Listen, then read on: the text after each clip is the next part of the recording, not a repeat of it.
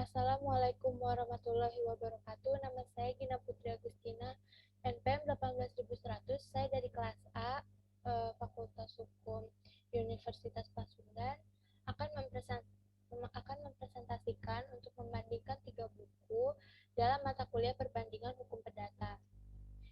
3 buku yang akan saya bawa yaitu buku pertama Perbandingan Hukum Perdata karya dari R. Suroso, buku yang kedua Perbandingan Hukum Perdata dari Dr. Haji Salim dan Elis Septiana Nurbani, dan buku yang ketiga yaitu Kapita Selekta Perbandingan Hukum dari Profesor Dr. Sunaryati Hartono.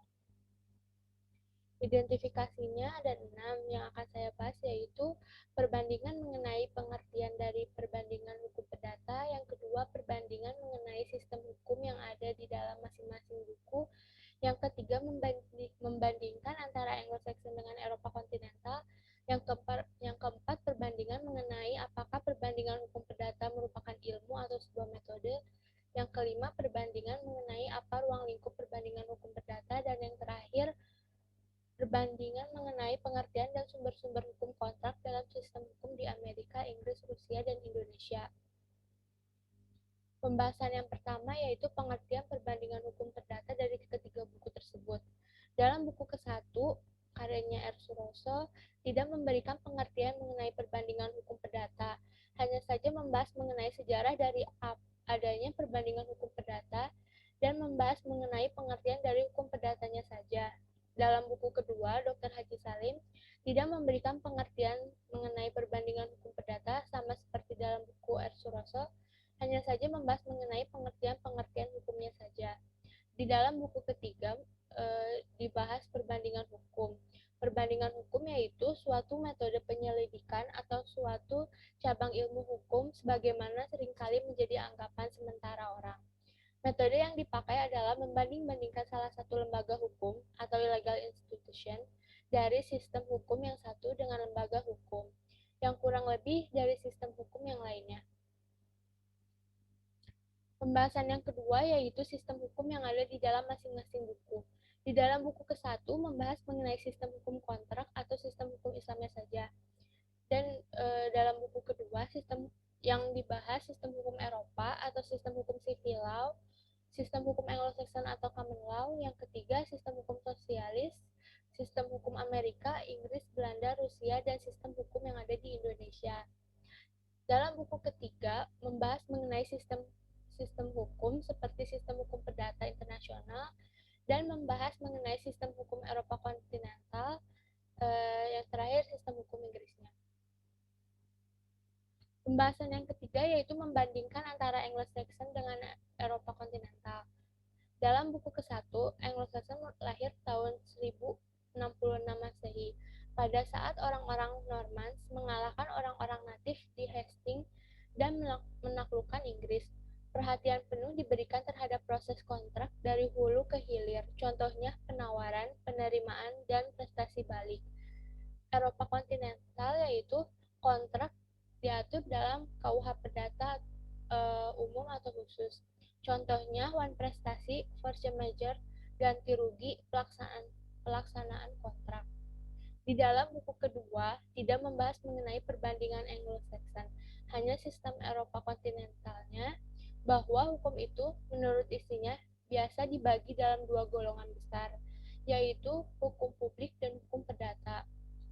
Di dalam buku ketiga tidak menyinggung mengenai apa itu Anglo-Saxon, hanya terdapat sistem Eropa kontinentalnya saja.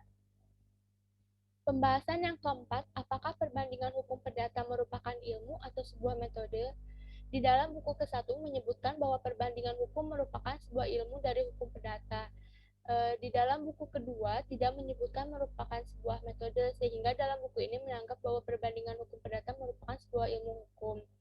Dan di dalam buku ketiga menyebutkan bahwa perbandingan hukum merupakan sebuah metode karena merupakan metode penyelidikan dari satu cabang ilmu hukum sebagaimana seringkali menjadi anggapan sementara orang.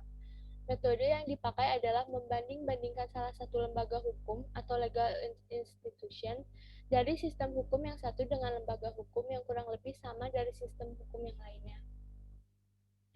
Pembahasan yang kelima yaitu ruang lingkup perbandingan hukum perdata. Di dalam buku ke-1, ruang lingkupnya merupakan tradisi hukum dunia, peran perbandingan hukum perdata.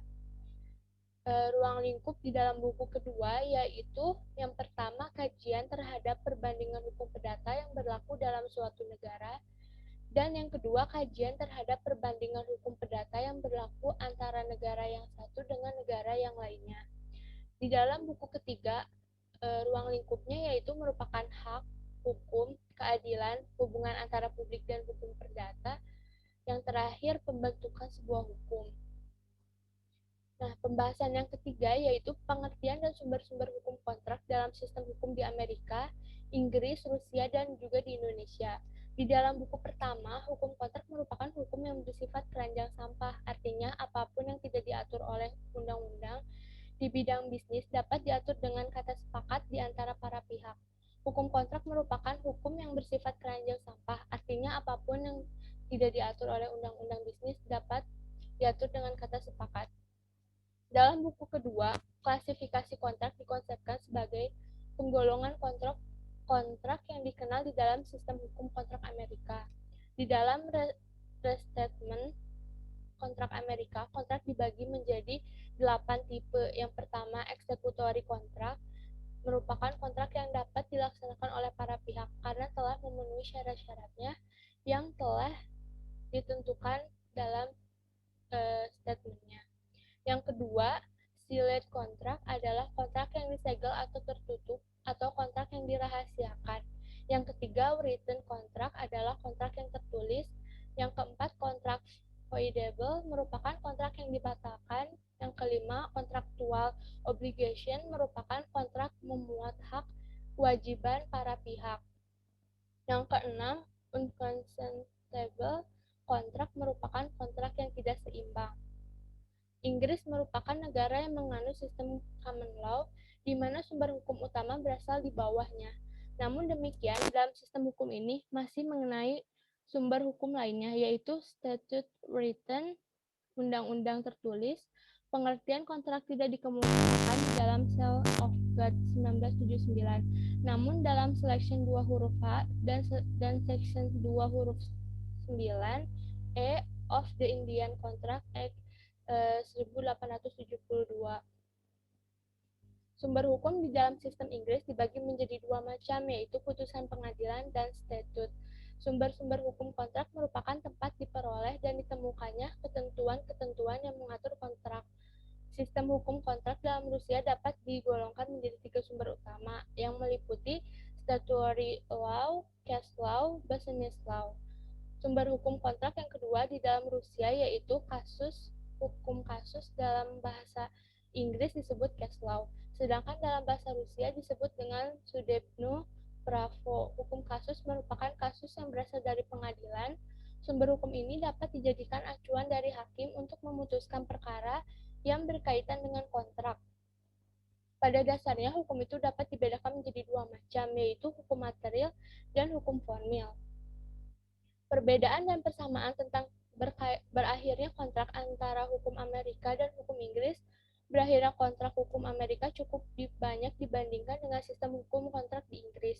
Cara berakhirnya kontrak dalam hukum Amerika berjumlah 13 cara, sedangkan dalam hukum Inggris berjumlah 4 cara berakhirnya kontrak.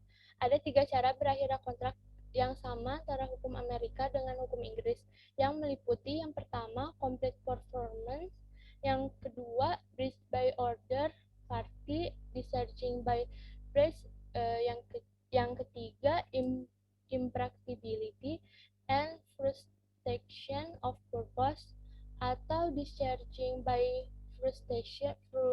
frustration. Yang kelima, perbedaan dan persamaan tentang berakhirnya kontrak antara hukum Amerika dengan hukum Rusia.